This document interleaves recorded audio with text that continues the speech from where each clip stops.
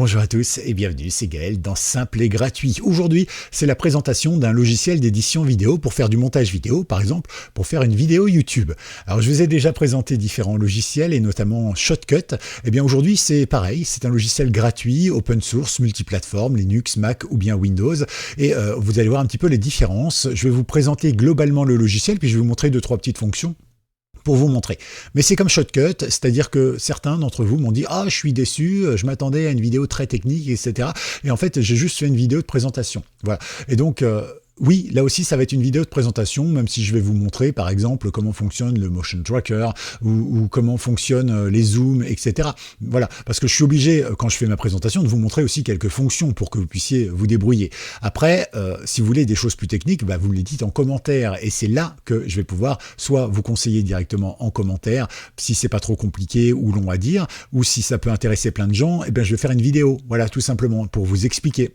Et là, pareil, je vais pouvoir aussi aller sur des choses beaucoup plus techniques. Donc, vous nourrissez mes vidéos, puisque effectivement, avec vos commentaires, bah, ça me donne l'envie et la possibilité de créer plein de vidéos. Mais c'est vrai que là aussi, ça va être une vidéo de présentation.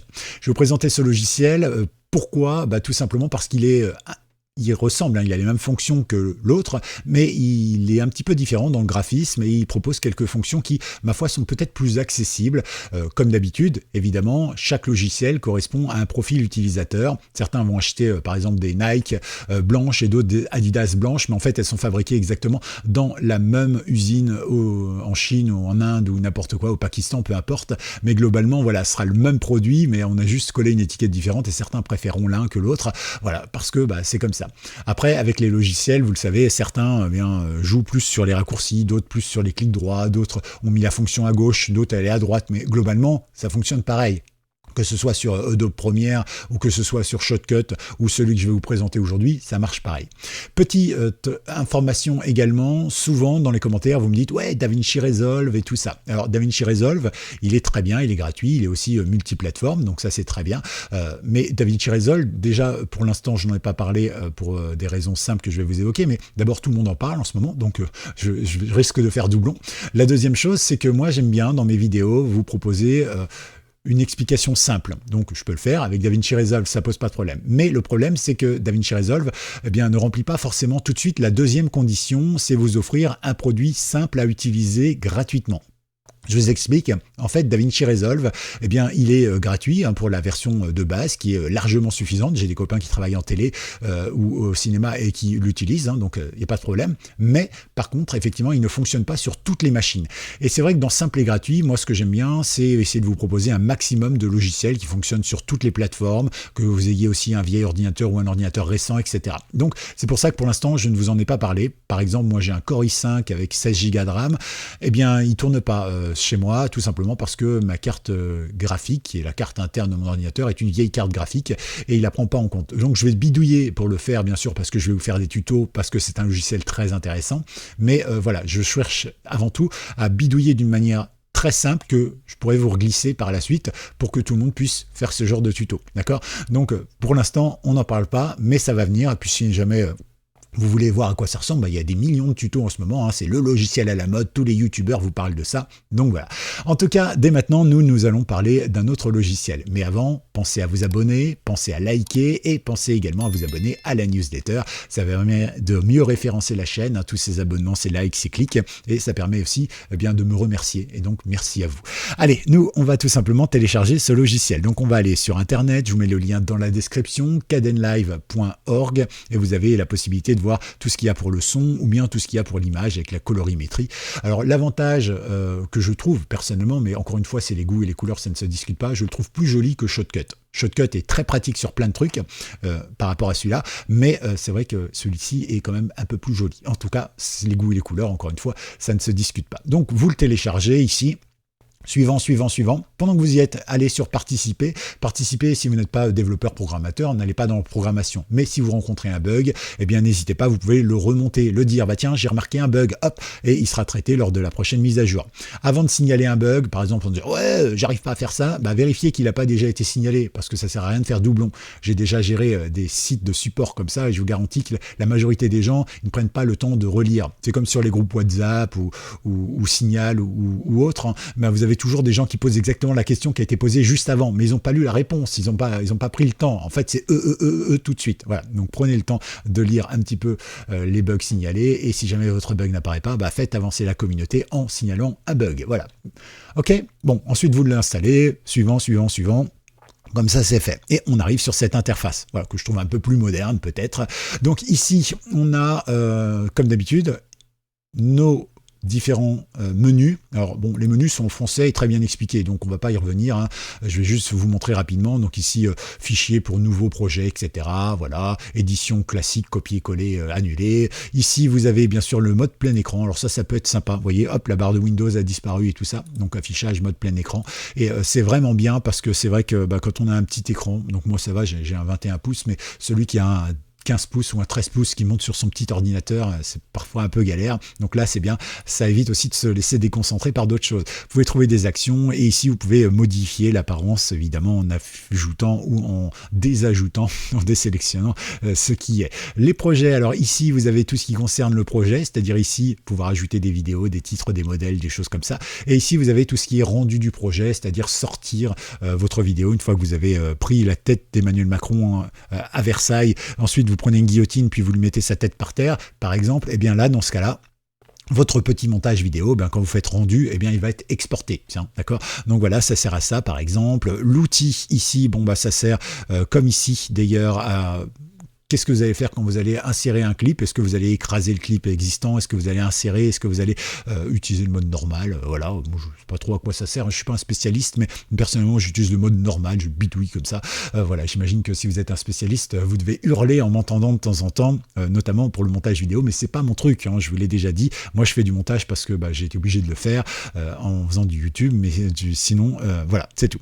En tout cas, ici, on a les repères. Donc voilà, quand vous avez une séquence, une séance, donc ici par exemple, hop, il y en a une, voilà, je la sélectionne et ici vous voyez, je peux extraire l'audio de ma séance, je peux dupliquer tout ce qu'on veut, etc. Une séance, qu'est-ce que c'est? Là, par exemple, c'est une séance, d'accord? Donc je vais mettre par exemple tous mes clips, par exemple ici je vais mettre mon générique, ici je vais mettre ma petite présentation habituelle, genre cliquez, glissez, likez-moi, aimez-moi, lovez-moi, tout ce que vous voulez, hop, et puis ensuite je vais enregistrer ma séquence par exemple et je vais lui dire, tiens, ça c'est la séance promo, hop, et puis après dans une nouvelle séance que je vais faire, je vais pouvoir glisser ma première séance, du coup, hop, tout le montage que je viens de faire d'un coup, il va être là, et puis ensuite je vais pouvoir faire mon montage, par exemple, bonjour, bienvenue, poète dans le micro, tout ce que vous voulez, voilà. Donc ça sert à ça, les séquences, n'hésitez pas. Ensuite ici vous avez dans le montage, vous avez la possibilité évidemment de sélectionner, de capturer, voilà, de faire vraiment ce que vous voulez. Le moniteur ici, ça vous permet de gérer tout ce qu'il y a ici, le monitoring, c'est-à-dire l'écran et compagnie. Et puis enfin la configuration ici, si vous voulez par exemple gérer des données en cache, forcer des icônes, voir les schémas de couleurs, je ne sais pas trop à quoi ça correspond. À mon avis c'est plus pour le graphisme. Vous voyez ici je suis dans un style Breeze, j'imagine qu'on peut avoir le style Windows 11, ça doit changer. Ici, il va pas me le fermer. Non, il n'a rien changé du tout, en fait. Ah, si, c'est comme ça. C'est pas joli du tout. D'ailleurs, on voit plus rien. Je ne sais même pas comment on revient en arrière. Ici, peut-être. Tac. Voilà. Ah. C'est beaucoup plus joli. Ça marche bien. Donc, vous voyez, pourquoi pas. Vous avez ce qu'il faut. Une fois que vous êtes ici, vous avez ici toute une partie, exactement comme sur Shotcut. Je vous invite à regarder la vidéo si vous le souhaitez, avec les sources du projet. Vous prenez effectivement des choses, donc un petit clic droit par exemple, je vais créer un dossier, je vais l'appeler Rush par exemple, Rush voilà, pour créer un dossier et pouvoir y placer, hop, ici par exemple, je vais y placer celui-ci, magnifique, il va dedans, je vais prendre, comme ça, ok, ici je vais prendre, allez, hop, dépêche-toi, voilà. Ici, je vais prendre le deuxième que je vais mettre également dans Rush. Et puis celui-là, par exemple, hop, que je vais mettre là. Voilà. C'est ma dernière vidéo, celle que vous avez vue il y a 2 jours. Une fois que c'est ça, ici, j'ai mes différents Rush, donc ce qu'on appelle des clips. Et ici, vous avez le monteur de clips. C'est-à-dire que, vous voyez, ici, ça bouge et ça gère mes clips en fonction. On va y revenir dans un instant. Alors, ce qu'il faut savoir, c'est qu'ici, vous avez la possibilité d'avoir des effets et surtout des propriétés, d'accord? Quand vous allez dans propriétés, vous avez les propriétés ici de votre clip sélectionné, donc si je change, voilà, ça va changer mon clip et du coup quand je vais aller dans propriétés, je vais pouvoir gérer ici le global, modifier par exemple les fréquences d'image, etc. ou ici, garder le son, le supprimer, s'il y a plusieurs pistes, voir, etc. On peut faire pas mal de choses. Vous avez aussi des compositions, mais ça je vais vous montrer dans un instant, et puis les effets, d'accord? Mais d'abord, eh bien maintenant, je voulais vous montrer ceci, parce que forcément ici, je peux pas tout vous montrer sans vous montrer ça, et je peux pas vous montrer ce qu'il y a là sans que vous voyez les effets. Donc on va faire les choses dans l'ordre. Ici, vous avez donc la possibilité de voir. Alors ici, on est sur le monteur de clip, c'est-à-dire que vous voyez le clip en cours. Jusqu'à là, pas de souci. Maintenant que c'est fait, eh bien on va pouvoir tout simplement aller ici dans monteur de projet. Alors monteur de clip, c'est pour le clip, et monteur de projet, c'est pour votre projet ici. Donc si vous voulez voir ce que vous êtes en train de monter, c'est bien dans monteur de projet. Ici vous avez la taille, donc 1:1, ou bien tout simplement vous pouvez avoir en 720p, voilà. Ça dépend de la puissance de votre ordinateur. Si votre ordinateur rame un peu, quand vous voulez faire lecture et tout ça, vous mettez en 360 par exemple. Alors ça va pixeliser ici, ça va être tout moche, mais ça va pas ramer. Et l'avantage, c'est que quand vous allez exporter, faire le rendu de votre projet, on l'a vu tout à l'heure, eh bien, vous allez pouvoir ici avoir la bonne qualité. Évidemment, il ne va pas rester en 360. C'est juste pour le rendu ici. Donc, pour les ordinateurs pas très performants, ça peut servir. Je ne sais pas ce que j'ai fait. J'ai fait quelque chose ici dans mes configurations. Du coup, c'est pas beau. Ici dans le style, si on est bien dans Braze, j'ai dû activer quelque chose tout à l'heure et bon, peu importe, ça reste un peu transparent. C'est pas très joli, mais bon, on verra ça comme ça. Donc ici dans les projets, alors je vais prendre par exemple celui-ci, d'accord? Je vais prendre ce clip-là et je vais pouvoir le glisser. Alors automatiquement, il vous a créé deux pistes. Une piste vidéo 1, une piste audio 1, une piste vidéo 2, une piste audio 2. Ça va par paire, ok? Par exemple, je prends celui-ci, ce qui est ma capture d'écran, quand je fais mes tutos, et donc il y a du son et il y a de l'image. Je clique, je glisse et je le colle là par exemple, ou bien je le mets ici. Très bien, mettons-le sur le 1. Parfait. À partir de là, vous voyez donc, ici je vois clairement mon son, ici je vois clairement mon image. Alors bien sûr, si je fais un petit clic droit, j'ai plein d'options. Alors du coup, c'est transparent, vous voyez pas grand-chose, mais globalement, ce que je peux faire par exemple, c'est grouper ou dégrouper. Par exemple, là, c'est grouper, d'accord, de base. Donc ça veut dire que si je déplace un, ça déplace les deux. Maintenant, si je clique ici et je fais par exemple dégrouper les clips, si je clique ici, je peux déplacer comme je veux. Ok, donc ça c'est intéressant parce que c'est vrai que ça peut servir. Alors ce qu'il y a, si vous voulez sélectionner deux clips, c'est vrai que d'habitude on sélectionne un clip et puis après on appuie sur CTRL et on sélectionne le deuxième. Ça c'est ce qu'on fait sur tous les logiciels généralement. Sauf que sur celui-ci, c'est pas cliquer sur CTRL pour le deuxième, c'est cliquer sur Shift. D'accord, donc vous cliquez sur le premier, cliquez sur Shift, vous restez appuyé dessus et vous cliquez sur le deuxième. Et là, voilà, vous avez sélectionné vos deux clips. Donc là, ici, moi, je vais les grouper pour pouvoir conserver la chose comme je voulais. Parfait. À partir de là, eh bien, je vais pouvoir lui ajouter un effet. Ok, donc on va voir ça dans un instant. Je vais mettre un deuxième clip ici que je vais mettre au-dessus. Parfait. Alors maintenant, on va aller ici, dans les effets. Les effets vont être ici et vont vous proposer tout plein de choses. Un effet, c'est l'équivalent de filtre directement dans, comment on appelle ça, dans CapCut, d'accord? Donc c'est la même chose, ce sont des choses qu'on va pouvoir faire, par exemple supprimer le fond vert, je sais pas, illuminer un petit peu l'écran, voilà, ce que vous voulez, super tête en plus. Quelle horreur. Voilà, merci, c'est mieux. Alors en tout cas, quoi qu'il arrive, ici donc vous avez ici tous vos effets. Vous pouvez faire une recherche si vous le souhaitez. Ici vous avez les effets uniquement vidéo. Ici vous avez les effets uniquement audio. Donc à chaque fois vous avez beaucoup d'effets. Vous pouvez augmenter le son, diminuer le son, supprimer les bruits de fond, etc. Ici vous avez ce qu'on appelle des effets personnalisés. Par exemple, moi je m'en suis fait un qui concerne les animateurs. D'accord? Donc pour l'animateur, quand je prends l'effet, je le glisse dessus, il va me mettre plein d'effets d'un seul coup. Tous les effets que j'ai sélectionnés et que j'ai gardés en mémoire pour que ce soit animateur. Par exemple, ici, il va supprimer mon fond vert, il va me rapetisser et il va me mettre au milieu en bas. D'accord? Ça, c'est le principe. On va voir ça dans un instant, mais avant, je voulais vous montrer d'autres choses. Par exemple, ici, si je reviens sur mon clip, parce que j'ai pas envie d'avoir ma tête, excusez-moi. Hop, je reviens donc dans les effets. Ici, je vais dans les effets favoris, d'accord? Et par exemple, vous en avez quelques-uns. Vous pouvez les définir à partir de votre liste d'effets ici, ceux que vous utilisez le plus. C'est un petit raccourci sympa. Un que j'utilise beaucoup, moi, c'est position et zoom. Donc, par exemple, si je le mets ici, on va dire là, sur celui-ci, d'accord? Donc, je l'ai pris. Je sais pas pourquoi il n'a pas... Hop. Voilà. Ici, on voit que c'est apparu. J'ai un petit effet. C'est marqué position et zoom. Je l'ai même mis 2 fois. Zut. On va le supprimer une fois. Ici, donc, je me retrouve avec mon supprimer, enfin position et zoom.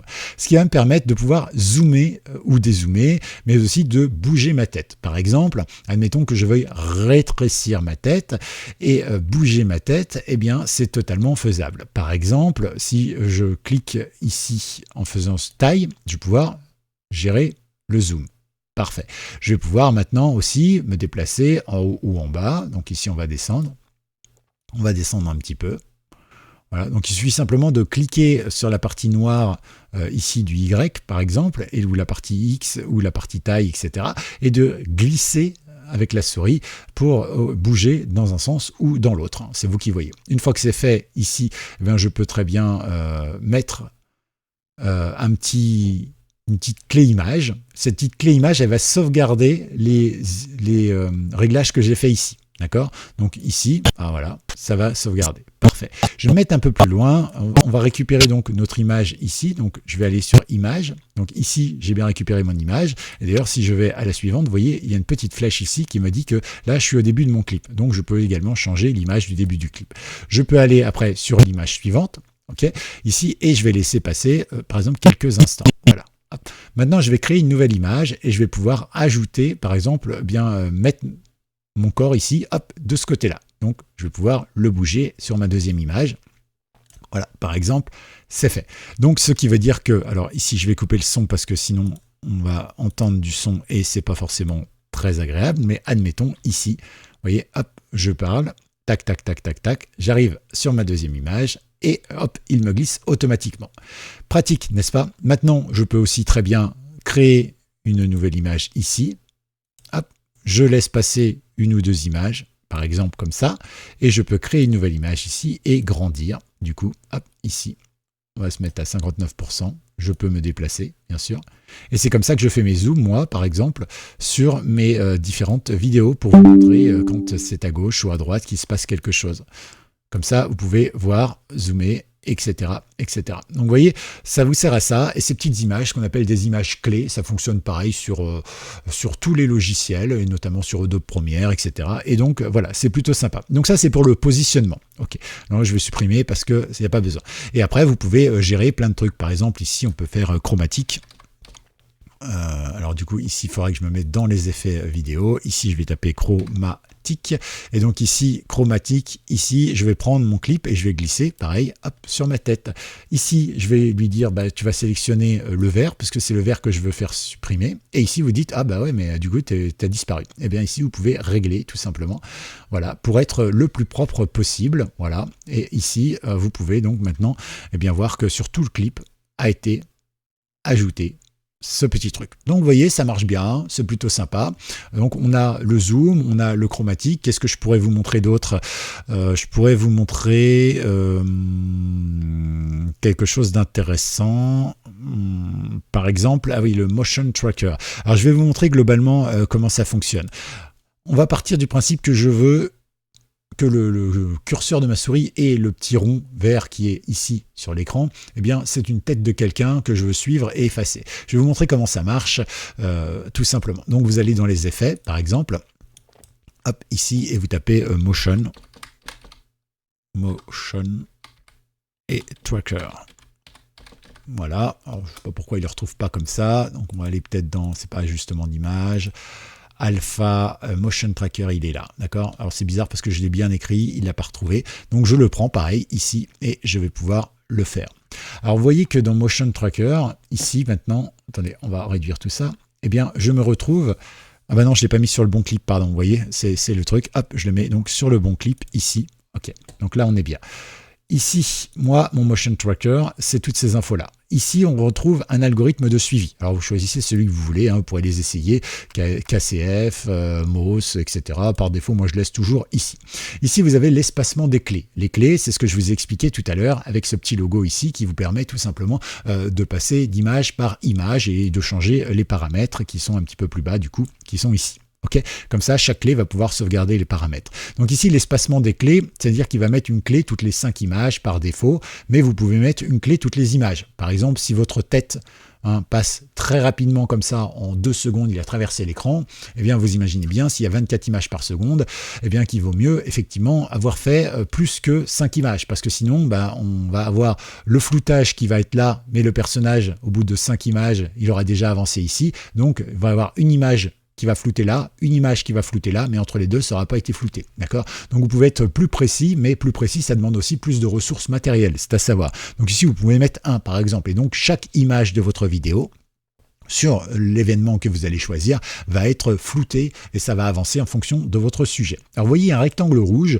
ce rectangle rouge, eh bien, vous pouvez changer la forme, ellipse par exemple, ou bien flèche. Voilà, vous ne pouvez pas paramétrer une forme autre que prédéfinie, mais bon, c'est déjà pas mal. Ici, vous avez la largeur de notre rectangle, donc 6 pixels, si je mets 15 par exemple, vous voyez, hop, il est beaucoup plus gros. Si vous mettez 0, il disparaît. Faut mettre 0, sinon ça ne marche pas. Hop. Voilà. Mais bon, là, on est dans la démo. Donc moi, ce que je vous conseille, c'est de faire vos réglages tout comme il faut et tout ça. Et après, eh bien, vous mettez tout simplement 0. Comme ça, vous serez tranquille. Mais c'est vrai que dans un premier temps, il vaut mieux mettre la chose visuelle. Donc ici, ça vous montre la zone qui va être sélectionnée. Zone que vous pouvez bouger, bien sûr, ici avec le X, le Y, que vous pouvez évidemment agrandir sur la largeur ou bien sur la hauteur, vous pouvez la rétrécir comme vous voulez, voilà. Et ici, vous pouvez évidemment créer une zone si jamais vous souhaitez le faire manuellement. Mais sinon, vous allez utiliser le motion tracker qui va effectivement suivre automatiquement la chose. Donc là, par exemple, nous, on voudrait faire, eh bien, hop, le tracker. Donc je vais mettre à peu près de la bonne taille ici, tac. Voilà, on va dire que c'est à peu près comme ça. Je ne sais pas où je suis passé. Hop, ici, on va récupérer la bonne taille. Ici et ici. Vous voyez, il vaut mieux être le plus précis possible quand vous allez essayer de suivre quelque chose. Comme ça, lui, il va comprendre ce que vous voulez suivre et quand ça va bouger, il va le suivre, tout simplement. Okay, donc ça peut être pratique. Et à partir de là, vous avez ici des options. Par exemple, vous pouvez utiliser le flou. Alors, le flou, c'est si vous voulez flouter. D'accord? Donc là, par défaut, vous avez un flou qui sera en 20, donc c'est déjà très puissant. Mais ici, vous n'avez aucun type de flou sélectionné. Donc, vous en sélectionnez un médian, par exemple, ou bien gaussien. Voilà, gaussien, moi je l'aime bien en général, voilà, ou ce que vous voulez. Et puis après, vous pouvez analyser pour appliquer un filtre et un effet. Du coup, il va effectivement, image par image, et systématiquement aller flouter ma souris qui va se déplacer. Attention tout de même, pour des questions de puissance d'ordinateur, je vous conseille d'avoir, par exemple, si vous avez un personnage qui passe d'ici jusqu'ici, eh bien ici, vous faites une coupure, d'accord? Vous prenez votre clip ici, vous coupez, tout simplement. Vous le séparez. Du coup, et vous faites travailler l'effet que sur cette partie-là. Comme ça, ça vous utilisera moins de mémoire que d'utiliser l'effet du tracker, même si la souris est plus dispo. Ok? Donc ça fait partie des petites choses qui sont intéressantes à savoir et qui effectivement vont vous permettre vraiment de faire quelque chose d'intéressant. Et ça, je ne crois pas que ça existe sur Shotcut, ou alors je ne connais pas l'option. C'est possible, hein. Attention, je ne suis pas un spécialiste. Mais voilà, c'est vrai que ça fait partie des petites choses qui peuvent être très très sympathiques. Donc là, maintenant, on peut remettre ça, voilà. Et donc là, maintenant, on se retrouve avec notre tête qui est là et tout ça. Alors oui, ici, on va supprimer ceci, voilà, et on a notre tête magnifique. Ici, c'est pas ça que je voulais faire, c'était supprimer ça, voilà, pour redevenir quelque chose de plus classique. Super. Bon, on a notre montage, parfait. Alors, je vais vous montrer un truc, par exemple, admettons que ça arrive de temps en temps quand je fais, vous savez, des vidéos avec le smartphone. Comme je filme avec mon smartphone et que je n'en ai pas d'autre, parce que sinon j'ai un bon vieux téléphone à clapet, en réalité, quand j'anime, quand j'explique ce que je suis en train de faire, eh bien, je l'ai déjà fait sur le téléphone quelques minutes auparavant, avant d'enregistrer la vidéo. Du coup, en fait, je suis en train de parler et je suis en train de me souvenir de ce que j'expliquais et de combien de temps ça durait à peu près. Mais de temps en temps, mon explication, elle est plus longue que le fait que j'ai fait la démo sur Internet. Ce qui fait que quand vous allez voir la vidéo, vous, de temps en temps, je vais mettre en pause cette vidéo. Mais pour mettre en pause, en fait, et que je voudrais, par exemple, mettre en pause justement cette vidéo, mais pouvoir continuer à parler, eh bien je vais aller, admettons qu'ici ce soit mon téléphone, eh bien je vais donc cacher les pistes qui n'ont rien à voir, je vais prendre mon téléphone ici, et puis je vais aller ici dans moniteur de projet, faire un petit clic droit ici, et puis je vais faire extraire une trame. Extraire une trame, ça va me prendre une image de tout ce qu'il y a à l'écran ici. Je vais pouvoir mettre par exemple test. Voilà. Et donc, ça m'a pris une image complète de ceci. Et donc, s'il y avait eu ma tête, on aurait vu ma tête aussi. Mais l'avantage, c'est que ça me permet de faire une pause, entre guillemets, et ma tête continue de parler parce qu'elle est sur une autre clip. Et je vais pouvoir ici, maintenant, tout simplement, aller dans source du projet, là. Hop, je prends ça. Je vais donc test ici. Je le prends, je le glisse là. Voilà. Et je peux maintenant le glisser si j'ai envie de le glisser à la place de ça, par exemple, si j'ai envie. Voilà. Et comme ça, je vais pouvoir mettre en arrière-plan et tout ça. Et donc ça, c'est quand même vachement sympa. Maintenant, eh bien, pour faire le rendu du projet, parce qu'on ne va pas aller plus loin, il y a énormément de choses qu'on pourrait dire sur ce logiciel, mais je vous laisserai les découvrir. Et si vous avez des questions, vous pouvez me les poser en commentaire, bien évidemment, et vous serez les bienvenus. Donc là, admettons que je supprime comme ça. Et donc, maintenant, admettons que je veuille sauvegarder tout ça et l'extraire pour l'envoyer sur YouTube. Donc, on va tout simplement faire ici, on va dans Outils, non, c'est Séquences, non, je sais plus. Hop, c'est Projet, voilà, ça y est, j'y suis. Le fait que ce soit transparent, ça me perturbe un peu. Rendu ici, et vous allez avoir la fenêtre du rendu. Ici, vous allez avoir l'endroit où vous allez le faire, exporter votre rendu. Donc vous allez pouvoir choisir un endroit, donc soit en faisant ici, soit en faisant ça. Ici, vous allez pouvoir choisir un des thèmes, mais vous pouvez choisir ça ou faire des réglages personnalisés si vous le souhaitez. Ok, moi je laisse en MP4 comme ça. Et après, effectivement, vous faites ici vers un fichier. Voilà. Et là, vous allez pouvoir générer votre rendu. On clique dessus, vous voyez, et vous avez une tâche en cours d'exécution qui arrive. Et là, eh ben, il va travailler pendant quelques instants, histoire de prendre cette vidéo, de tout compresser, de mettre les effets et tout ce que vous avez voulu faire, etc., etc. Voilà un petit peu ce que je voulais vous montrer. On va pas attendre la fin parce que ça prend quelques instants quand même. Et puis, écoutez, n'hésitez pas à liker cette vidéo. Si vous avez des questions, des commentaires, des envies, des besoins, il y a tout, bien sûr, dans les commentaires. Vous mettez hashtag Kdenlive, Kdenlive. Et puis, n'hésitez pas non plus à liker cette vidéo. Franchement, ça référence la chaîne et puis ça me dit merci. N'hésitez pas non plus à vous abonner à cette chaîne et à la newsletter. Et on se dit à très vite pour de nouvelles vidéos, ici même sur Simple et Gratuit. C'était Gaël. Ciao.